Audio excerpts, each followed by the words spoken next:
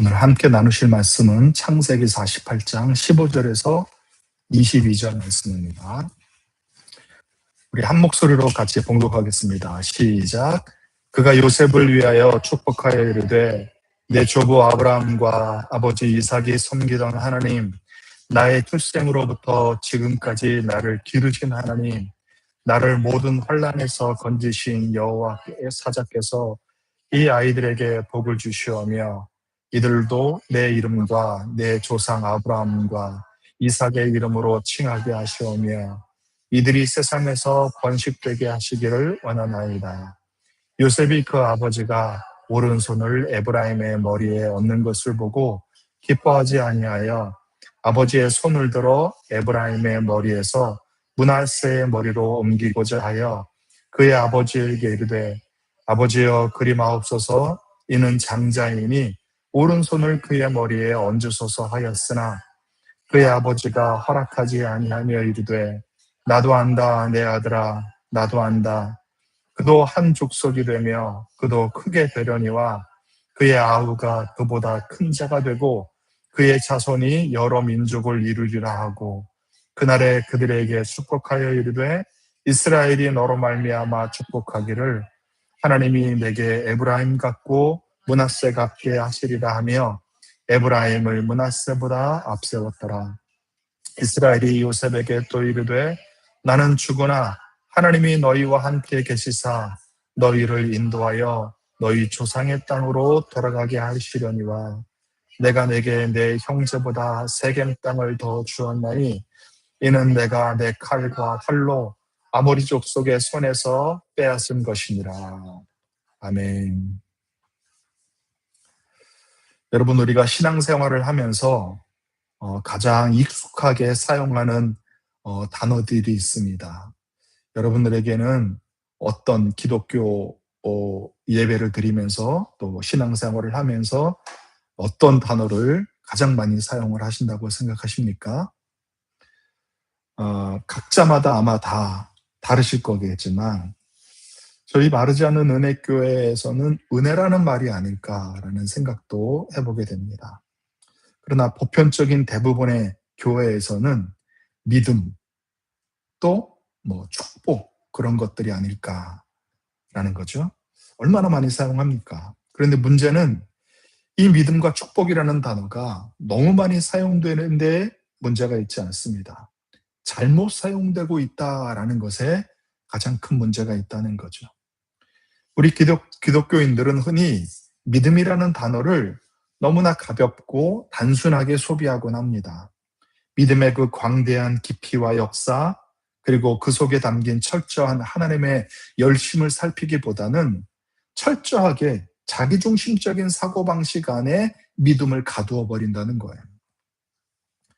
하나님을 나의 필요로 채워주는 종으로 부르거나 내 소원을 성취하기 위한 도구로 하나님을 찾으면서도 우리의 믿음은 좋은 믿음이다라고 착각을 하고 있다는 거죠. 하지만 죄인인 인간들은 본성적으로 결코 이 자기중심적인 사고의 감옥에서 스스로 탈출할 수가 없습니다. 우리는 우리가 하나님을 믿는다라고 말하면서도 사실은 그 믿음조차 나를 향해 있음을 인식하지 못하는 경우가 허다하다는 거죠. 이것은 사실 하나님의 원수가 되는 길이며 축복이 아닌 저주의 길로 향하고 있는 것임에도 불구하고 우리는 그저 나의 열심과 정성만 있으면 하나님도 감동하시겠지라는 허무맹랑한 잘못된 사실에 매달리고 있다는 거예요. 그래서 우리는 우리의 믿음을 날마다 확인하고 점검하는 일을 게을리할 수가 없는 것입니다. 성경은 분명히 증거하고 있습니다. 참된 믿음은 인간에게서 발생할 수 없다는 거예요. 나의 힘으로는 믿음을 만들어낼 수도 크게 성장시킬 수도 없다라고 하는 이 절망적인 고백이야말로 참된 신앙의 출발점이라고 할 수 있다는 겁니다. 만약 저와 여러분 속에 조금이라도 하나님을 향한 진실한 마음이 생겼다면 우리 안에 이 믿음이라는 어떤 작은 모양이라도 있다면 그것은 100% 하나님의 일하심의 결과다라고 말할 수 있다는 거죠. 그러므로 이 신자의 존재 목적은 내 믿음의 크기를 자랑하는 것이 아니라 나 같은 자에게 믿음을 허락하신 하나님의 역사와 일하심을 증거하는 데 있다는 겁니다. 우리가 교회에서 찬양하고 감사하고 예배하는 이유가 뭡니까? 나에게 행하신 하나님의 놀라운 일을 높이는 거 아니겠습니까? 그게 예배잖아요. 믿음은 강의실에서 이론으로 논리적인 설명을 통해서 배울 수 있거나 얻을 수 있는 그 어떤 것이 아닙니다. 성경을 연구하고 지식을 쌓는 것도 중요하지만 그것이 우리의 마음을 하나님께로 돌리는 실질적인 능력이 되지를 못한다는 거예요. 참된 신앙의 배움은 오직 우리가 짊어지고 있는 이 삶이라는 처절한 현장에서 참된 믿음을 배울 수 있다는 겁니다. 축복도 마찬가지입니다. 우리는 축복을 말할 때 거의 자동적으로 어떤 이미지가 떠오릅니다. 어떤 이미지인가요? 형통, 안정, 건강, 성공, 문제가 줄어드는 삶, 조금 더 편안해지는 인생. 그런데 성경이 말하는 축복은 우리가 생각하는 이미지와 하나도 겹치지 않습니다. 그 내용을 몸소 체험하며 인생의 마침표를 찍고 있는 사람이 바로 오늘의 주인공 야곱이라는 거죠. 여러분, 야곱이 어떤 사람인지 그동안 누누이 말씀드리지 않았습니까? 그는 평생을 쟁취하며 살았던 사람이었어요. 형의 발뒤꿈치를 잡고 태어났고 팥죽 한 그릇으로 장자권을 샀으며 아버지를 속여서 축복을 가로챘던 인물입니다.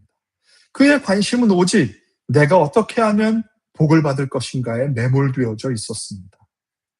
아니, 하나님의 복을 욕심내는 것이 뭐가 문제인가요? 천국은 침노하는 자들의 것이라고도 말씀하셨고 입을 넓게 열라 내가 채우리라 그렇게 말씀하시지도 않았습니까? 비록 방법적인 부분에서 거짓말을 했던 연약한 부분은 있지만 그래도 세상 것을 구한 것이 아니라 하나님의 복을 구한 거잖아요. 하나님의 복을 야곱처럼 간절히 사모하는 게 뭐가 그리 큰 죄가 된다고 지금 문제를 삼는 것입니까? 라고 되묻는 분들도 계실지도 모르겠습니다. 그러나 야곱의 관심이 하나님의 나라를 사모하여 그 나라를 얻고자 하는 그 거룩한 열정에서 나온 것이 아니라 하나님이 주시는 복만 있으면 내가 원하는 평안한 삶을 살 수 있을 것이라고 생각하고 그 복을 자기의 힘과 방법으로 얻으려고 하는 아주 지극히 자기중심적인 발상에서 나온 것이기에 하나님께서는 평생이라는 시간을 두고 그를 고치시고 다루시는 것이 야곱의 인생이라는 것입니다. 그렇게 살아왔던 그가 이제 죽음을 눈앞에 두고 지금 고백하는 것을 같이 한번 들어보시기를 바랍니다. 15절. 내 조부 하나님 아브라함과 아버지 이삭이 섬기던 하나님, 나의 출생으로부터 지금까지 나를 기르신 하나님이라고 고백을 하고 있어요. 하나님께서 부모가 자식을 기르는 것처럼 출생부터 지금까지 야곱 자신을 길렀다라고 말하고 있습니다. 여기서 기르셨다는 말은 뭐겠습니까? 단순히 그냥 먹이셨다라는 뜻이 아니라 목자가 양떼를 돌보고 꼴을 먹이며 인도하는 행위를 의미하고 있어요. 야곱은 그 사실을 인생의 화군에서야 깨달았습니다. 자신이 쟁취한 줄 알았고 자신의 꾀로 살아남은 줄 알았고 자신의 노력으로 얻은 줄 알았는데 사실은 하나님이 목자가 되셔서 자신이라는 고집센 양을 한순간도 놓지 않고 먹이시고 길러오셨다는 사실을 황혼에서야 깨닫게 되었다는 거예요. 하나님은 일상과 역사뿐만이 아니라 세상의 질서라는 문맥 속에서 우리를 기르십니다. 하나님은 우리를 완성하실 때 우리의 실패와 실수를 배제하지 않으신다는 거예요. 오히려 성공보다 실패와 실수와 고난의 경험이 하나님의 사람이라고 하는 우리의 정체성을 더 선명하게 형성하게 하십니다. 욥이 그랬듯이 고난은 우리에게 하나님이 누구이신지 내가 어떤 존재인지를 묻게 하는 하나님의 교육 과정이라는 거예요. 욥이 아주 분명한 고백을 했습니다. 다들 아시죠? 그가 나를 단련하신 후에는 내가 정금과 같이 나오리라 라는 고백을 했습니다. 하나님이 우리의 실패와 고난을 통해서 우리를 단련하신다라는 고백이에요. 이 고백에만 해당되는 내용이겠습니까? 아니면 성경에 등장하는 몇몇 사람에게만 적용되는 내용인가요? 우리는 단련이나 연단은 건너뛰고 정금같이 되기를 바라고 하나님 앞에 나오고 있지 않습니까?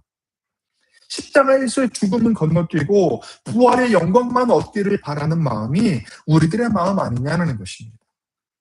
어쩌면 그 마음이 평생 하나님을 찾고 하나님을 부르지만 우리와 함께 하시는 하나님을 만나지 못하는 이유이기도 할 것입니다. 연단을 건너뛸 수 없고 십자가를 피할 수 없는 인생이 우리들의 인생임을 알아야 합니다. 연단과 십자가를 통과해야 정금으로 갈 수 있고 부활의 영광에 참여하게 되는 것입니다. 16절 보겠습니다. 야곱이 이렇게 말합니다. 나를 모든 환난에서 건지신 여호와의 사자께서 이 아이들에게 복을 주시며, 여기서 여호와의 사자는 단순한 천사가 아닙니다. 하나님의 임재를 의미하는 것입니다. 야곱은 자신의 인생을 한 문장으로 요약합니다. 환난의 연속이었다. 지난 시간의 표현으로는 험악한 세월이었다. 그렇게 자기의 인생을 요약하고 있어요. 그의 삶은 문제의 연속이었어요. 잠시 한때 어느 순간 고난이었던 것이 아니라 고난의 연속이었다라고 말합니다. 평생의 고난이었다는 거예요. 가족 문제, 관계 문제, 자녀 문제, 두려움, 상실, 특히 요셉의 사건을 보십시오. 사랑하는 아들이 죽었다고 평생을 믿고 살지 않았습니까? 그런데 그는 이렇게 고백하죠. 이 모든 환난에서 하나님이 나를 건지셨다라는 거예요. 여러분, 중요한 것은 환난이 없었다, 그게 아닙니다. 환난 속에서 나를 건지셨다라는 고백입니다. 믿음의 사람은 고난이 없는 사람이 아닙니다. 고난 속에서 하나님을 경험한 사람입니다. 하나님은 우리의 인생에서 문제를 제거하시기보다 우리와 함께 그 문제 속으로 지나가십니다. 그래서 신앙은 문제가 없어지는 것이 아니라 문제 속에서도 무너지지 않는 것이 복된 신앙이라고 기억하시기 바랍니다. 내가 강해서가 아니라 나와 함께 하시는 하나님 때문에 무너지지 않는 거예요. 여러분, 강해지려고 하지 마시고 강하신 하나님에 거하시고 그 하나님과 동행하시기 바랍니다. 이제 본문에 핵심적인 장면이 등장합니다. 야곱은 요셉의 두 아들을 축복하죠. 그런데 이상한 행동을 합니다. 오른손을 둘째 아들 에브라임에게 얹고 왼손을 장자인 므낫세에게 얹었습니다. 요셉이 당황해서 말리죠. 아버지, 그리마옵소서, 그리마옵소서. 이건 아닙니다. 장자가 저쪽입니다. 나도 안다, 아들아. 나도 안다. 야곱은 손을 바꾸지 않습니다. 여러분, 이 장면은 단순한 실수가 아니라고 말씀드렸어요. 야곱은 의도적으로 손을 교차시킨 겁니다. 왜냐하면 하나님의 선택은 인간의 질서를 따르지 않는다는 것을 그는 알고 있었기 때문입니다. 야곱은 이제 혈통보다 강한 하나님의 선택을 보고 있으며 인간의 장자권보다 높은 하나님의 주권을 인정하고 있는 거예요.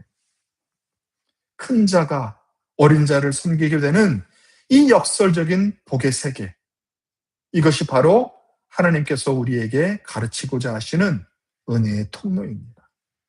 이 장면은 낯설지 않습니다. 야곱 자신이 둘째였어요. 그러나 하나님은 그를 선택하셨습니다. 에서가 장자였지만 하나님은 야곱을 통해서 언약을 이어가셨습니다. 이제 그 일이 반복되고 있는 거예요. 에브라임이 므낫세보다 앞서게 됩니다. 여러분, 하나님은 우리의 기준으로 일하지 않으십니다. 세상의 기준, 우리의 기준은 순서이고 조건이고 자격입니다.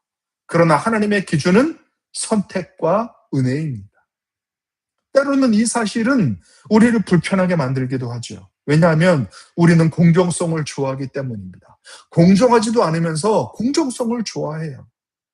그러나 복음은 공정성이 아니라 은혜입니다. 하나님은 자격 있는 사람을 부르시지 않아요. 부르신 사람을 자격 있게 만들어 가십니다. 요셉은 아버지의 행동을 이해하지 못했습니다. 그는 자신의 기준으로 축복을 정리하고 싶었어요. 장자가 더 큰 축복을 받아야 한다. 그런 생각을 가졌습니다. 틀린 생각이 아니죠.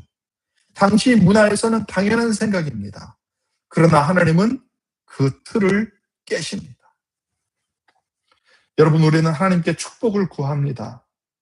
그런데 동시에 그 방식까지도 정해놓을 때가 있습니다. 이렇게 되어야 합니다. 이 순서대로 가야 합니다. 우리의 자녀가 이렇게 되었으면 좋겠습니다. 우리의 사업이 어떻게 되었으면 좋겠습니다. 구체적으로 기도해야 응답도 확실하다. 어디서 그렇게 얘기 들어서 아주 구체적으로 기도 제목을 적어 기도합니다. 왜냐하면 우리는 축복보다 통제를 원하기 때문이에요. 하나님을 내 마음대로 조정하고 싶은 마음이 있다는 말이에요. 내가 원할 때, 내가 원하는 방식으로, 내가 생각하는 그 모양대로 응답해 주실 것을 기대하는 마음이 그렇습니다. 그러나 하나님은 그 틀을 자주 깨시고 우리가 생각지도 못한 길로 우리를 인도하시는 분이십니다. 신앙은 통제가 아니라 신뢰입니다. 야곱은 이제 그것을 알게 된 거예요. 그래서 손을 바꾸지 않습니다. 21절에 야곱은 이렇게 말합니다. 나는 죽으나 하나님이 너희와 함께 계셔서. 이 고백은 매우 중요한 고백이에요. 야곱은 지금 자신의 죽음을 인정하고 받아들이고 있는 상황입니다. 그러나 동시에 하나님의 지속성을 선언하고 있습니다. 나는 사라지지만, 나는 이제 죽어서 흙으로 돌아가지만 하나님은 계속 일하고 계시다라는 거죠. 이게 믿음의 본질입니다. 우리는 종종 사람에게 기대를 겁니다. 영적인 지도자, 부모, 환경. 그러나 모든 인간은 유한할 뿐이죠. 언젠가는 죽고 맙니다. 그러나 하나님은 떠나지 않고 우리와 함께 하신다는 거예요. 그래서 신앙은 누가 나와 함께 있느냐의 문제가 아니라 내가 하나님과 함께 거하고 있느냐의 문제예요. 여러분의 신앙도 한번 돌아보십시오. 누가 나와 함께 있느냐? 그 문제가 아니라 내가 하나님과 함께 거하고 있느냐? 그것을 점검하시고 살피셔야 한다는 내용입니다. 마지막으로 야곱은 요셉에게 말합니다. 내가 내 형제보다 한 부분을 더 주었느니라. 이것은 단순한 유산 분배가 아닙니다. 요셉은 사실상 장자의 몫을 받습니다. 왜입니까? 요셉은 가장 큰 고통을 겪은 사람이었기 때문에 그래요. 그러나 동시에 하나님이 가장 크게 사용한 사람이기도 했습니다. 여기서 우리는 한 가지를 확인하게 되죠. 하나님은 고난을 낭비하지 않으십니다. 요셉의 고난은 그를 낮추기 위한 것이 아니라 높이기 위한 과정이었습니다. 우리가 고난 중에도 연단을 받으면서도 인내해야 하는 이유가 여기에 있습니다. 우리가 지나가고 있는 이 고통의 시간을 하나님은 낭비하시는 분이 아니라는 거예요. 여러분, 오늘 본문은 우리에게 세 가지를 말하고 있습니다. 인생은 우리가 이해하지 못하는 방식으로 흘러간다는 거예요. 하나님의 계획과 방법대로 인생이 흘러갈 뿐이라는 거예요. 그리고 하나님은 그 모든 과정을 통해서 일하고 계시다는 거죠. 그리고 결국 하나님의 약속은 반드시 이루어진다는 사실입니다. 야곱의 인생은 엉망처럼 보였고 실패처럼 보였습니다. 그러나 하나님은 그의 인생을 통해 언약을 이어가셨어요. 우리의 삶도 마찬가지입니다. 지금은 뒤집힌 것처럼 보일 수 있어요. 손이 엇갈린 것처럼 하나님의 공의로움이, 공정성이 무너진 것처럼 보일 수 있습니다. 그러나 하나님은 실수하지 않으심을 믿으시기 바랍니다. 그래서 믿음은 이렇게 고백하는 거예요. 내 인생은 내가 이해하지 못하지만 하나님은 이해하고 계시다. 이 고백이 저와 여러분의 삶을 붙드는 힘이 되시기를 주님의 이름으로 축복합니다. 아멘.